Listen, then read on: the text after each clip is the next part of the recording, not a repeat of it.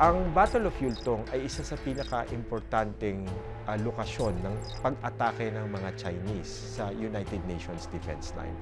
Nang malaman ng United Nations na aatake ang Chinese sa Yultong, pinadala nila lahat ng mga sundalo nila, malalakas silang sundalo at mga nakapahinga nilang sundalo sa Yultong upang depensahan ito.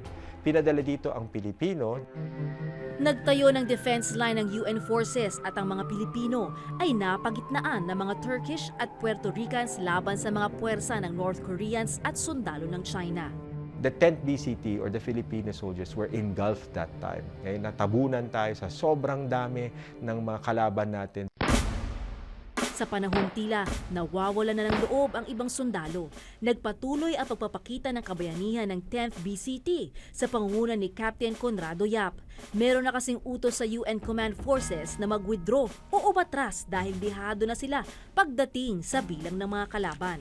Yap and his forces were severed of their communications with the command post.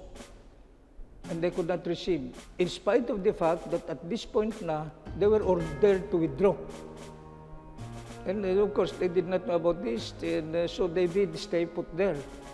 But nonetheless, when communication was restored and he was told to withdraw, he said, "No sir, I will stay and fight to the last." Siya, ayaw niyang i-desert yung kanyang men na nakulong doon. So sabi niya, I want to gather some volunteers para ma-rescue natin yung mga natitira doon sa platoon ni Lieutenant Artiaga. So yun, nung sinesave na niya yung mga tao niya, na baril siya ng isang sniper. So they retreated na, wala na si Yap and so on and so forth. And by the way, before he died, sabi niya, mga bata, you continue fighting. Steady on lang, steady on. And that's why that logo, that fighting words was carried on by the BCT. So it is 10th BCT, steady on. Dahil sa kabayanihang ipinamalas ni Captain Conrado Yap, ligtas na nakaatras ang UN Command Forces mula sa pag-atake ng mga Chinese soldiers sa Yultong. Pinarangalan din siya ng kapikapitagang Medal of Valor na ibinigay ng Armed Forces of the Philippines dahil sa kanyang sakripisyo para sa kanyang mga kasamahan. Hindi lang si Captain Yap ang nagpakita ng kabayanihan sa laban para sa demokrasya ng South Korea. Yung unang batalyon na nag-serve sa Korea, 10 BCT, 10 Battalion Combat Team. Ang pumalit yon 20 BCT. Ngayon, nakasama ko rin sa 20 BCT, President Fidel Ramos. Siya sa 2nd Platoon, ako sa 3rd Platoon Leader. Si 1st Platoon Leader, Lieutenant Atienza from Batangas, Serbisyong Atienza. The 3 Musketeer. The Recon Company, 19 BCT Battalion S2, received information a large group of enemy will attack on June 21, June 22, 21. The mission given to us, secure the outpost. Kailangan nilang protektahan ang naturang combat outpost dahil dito makikita ang mga posisyon ng mga sundalo ng China at North Korea. That's why I bring the beer to the rear supply of the American, and I requested, I have some beer. Oh, is that so? Do you like beer? Yes. Well, I give them beer. And how can I help you? And I asked you, could you please help me? Give me some bag and barbed wire consina. That was in exchange. So when I returned to the front line, 22 in the afternoon, I had that sandbag and barbed wire, and I told the men, you have to fill this sandbag maybe 7 layers to protect your lives. If not, we will be overrun by the enemy. 9 o'clock, prior to that, there were bombing already by the enemy. Artillery, mortar, and then silence. After the silence, they blow the bugle about 9 o'clock in the evening. The purpose is to psychological warfare so that you will be frightened or you will be shocked because they will attack. On the other hand, we were not frightened. Instead, we were prepared for their attack. The next morning, you will see the pieces of body scattered around.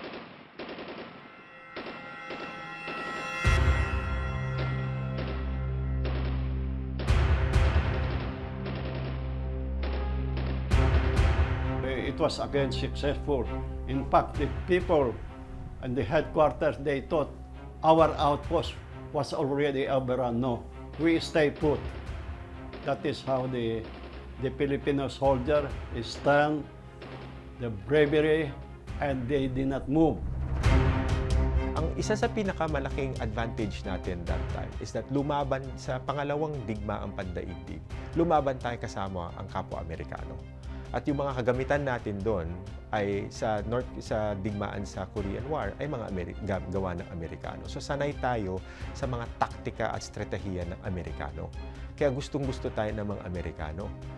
Isa sa leader that time sa Korean War ay si General Douglas MacArthur.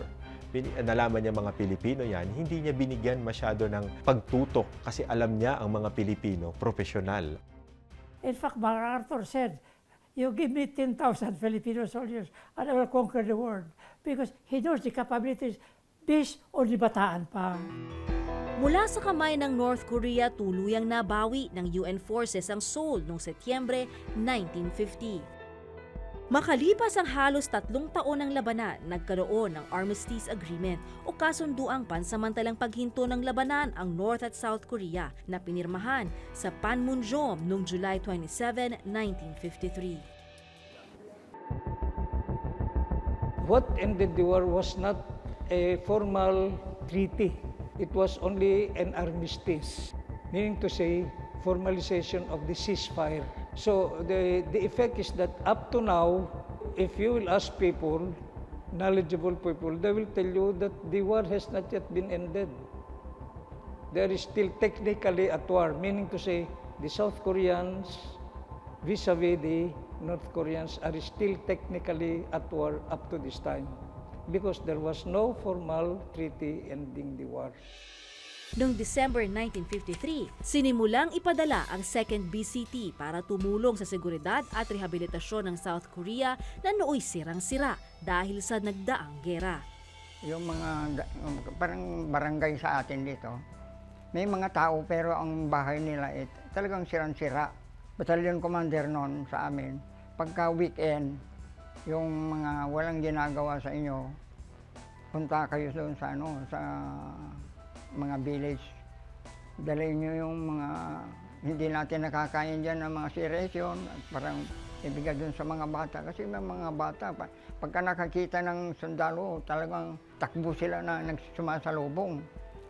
Hingi ng pagkain. Bilang pasasalamat, nag-organisa ang grupong Korea and Her Neighbors o KHN, katulong ang ibang sponsored churches sa South Korea, simbolo ng pasasalamat ng mga Koreano sa sakripisyo at pagtulong na inalay ng ating mga sundalong Pilipino nang sila'y nangangailangan. KHN은 뉴욕에서 설립된 미국 연방법인입니다. 뉴욕의 장석진 목사님, 서강대학교 이규영 박사님, 그리고 ACK 사무총장 신다윈 목사님, 그리고 우순태가 함께 설립을 했습니다. KH는 세계 곳곳에 흩어져 있는 한인 학자들이 네트워크를 이루어서 세계의 평화 공존 운동을 하는 단체입니다. 한국 서울에 금년도에 사무소를 설립을 했습니다. May I know the objective of your group, sir, and why are you doing this effort, especially for the Filipino-Korean War veteran? 필리핀에 있는 우리 교민들이 많습니다. 교민들이 한국전에 참전했던 용사들의 이야기를 많이 전해줬습니다. 그 소식을 듣고 우리가 그동안 잊고 있었구나. 필리핀이 한국전에 참전한 줄은 알았는데 그렇게 신속하게 세 번째로 참전하게 된 것도 새로 발견했고 파송된 규모도 다섯 번째 결코 적지 않은 수였고 또 한국전에 참전해서 혁혁한 공로도 세웠을 뿐 아니라 희생자도 발생을 한 것을 이번에 구체적으로 알게 됐습니다. 첫 번째지만 자주 시간을 마련하려고 그럽니다. Dito sa probinsya ng Yonson, kung saan namayani ang mga sundalong Pilipino noong Battle of Yultong, itinayo ang Korean War Monument to the Philippine Armed Forces. Para sa alaala ng mga sundalong Pilipinong lumaban para sa gera ng Korea. Ilang dekada matapos ang gera, nagkita ang mga sundalong Pilipino at Koreano na kapwa lumaban sa gera.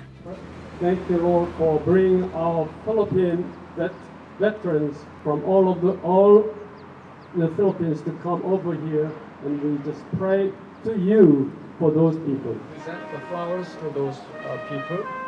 Isang programa ang inihanda sa pagdating ng mga veterano. Sinimulan ito ng taimtim na panalangin para sa ikatatahimik, hindi lamang ng mga nagbuwis ng buhay para sa kalayaan ng South Korea noon, kundi para wala ng umusbong panggera sa kanilang bansa sa darating pang panahon. Sa mga sandaling ito, nagbibigay pugay ang ating mga war veterans sa mga yumao nilang mga kasamahan nung digmaan sa pamamagitan ng pag-aalay ng bulaklak at insenso.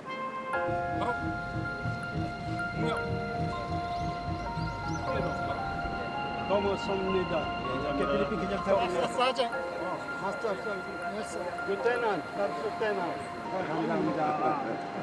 We're happy to see you getting strong. Very strong. Thank you very much for coming to Korea. Chibang. I remember at the time for the Philippine Army. Very good. 고맙죠. 남은 나라에 와서 자기 몸을 희생을 하고 해주는데 그거 뭐 이게 더 말할 수가 없어요.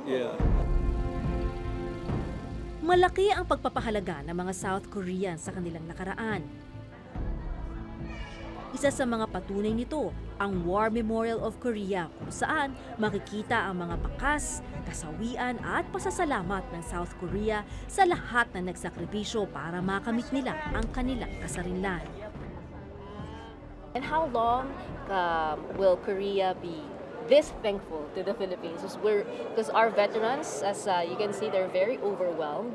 They didn't expect that your country, South Korea, will show this kind of appreciation to them. 전쟁은 국가 존망의 가장 중요한 부분인데, 근데 전쟁을 잊으면은, 전쟁을 기억하지 않으면 그는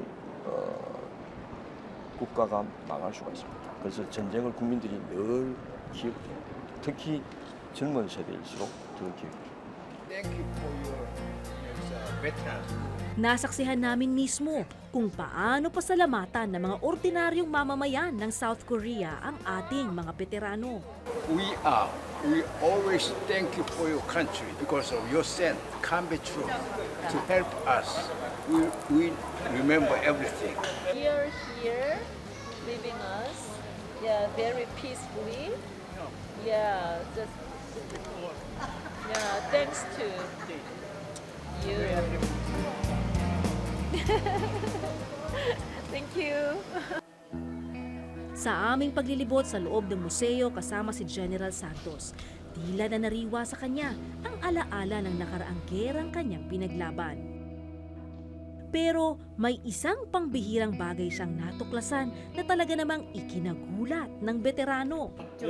Tingnan nyo, General! Yung kay, nakaganon? Nakaganon.